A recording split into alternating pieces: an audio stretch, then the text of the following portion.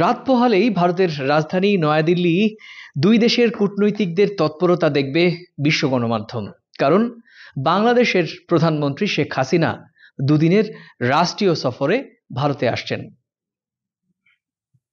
বলার অপেক্ষা রাখে না, 15 দিনের মধ্যে রাষ্ট্রপ্রধান এবং সরকার প্রধানের এই সফরকে ভারতীয় গণমাধ্যম এবং কূটনৈতিক মহল এবং সাধারণ মানুষও দেখছেন গুরুত্বের চোখে। ভারত এবং বাংলাদেশের ঐতিহাসিক সম্পর্কের চর্চা নিয়ে রীতিমতো আবার নতুন করে চায়ের কাপে ঝড় গতকাল থেকেই, আর প্রতীক্ষা মাত্র কয়েক ঘন্টা।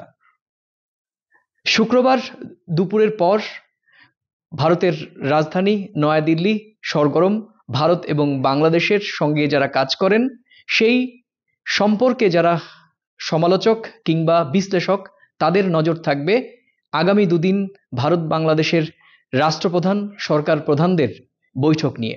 সে বিষয়ে আমরা নয়াদিল্লির বাংলাদেশ দূতাবাসে এসেছি এবং আমরা কথা বলে নেব আগামী দুদিন বাংলাদেশের সরকার প্রধানের সঙ্গে ভারতের প্রধানমন্ত্রী নরেন্দ্র মোদীর যে বৈঠক রয়েছে এবং সরকারি সূচি রয়েছে সে বিষয়, এবং গণমাধ্যম এবং কূটনৈতিক মহলে কি তৎপরতা চলছে সে বিষয় নিয়ে।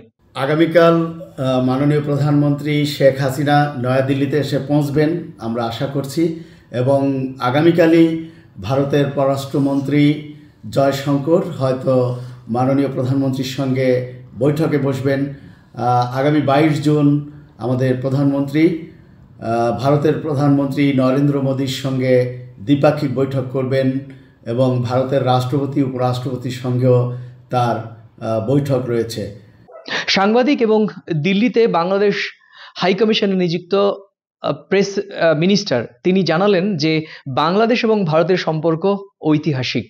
সেই সম্পর্কের পথ পেয়ে আগামীতেও নানা রকমের সমস্যা সমাধানের ইতিবাচক উদ্যোগ নেওয়া হবে এবং বন্ধুত্বের হাত আরও শক্ত হবে।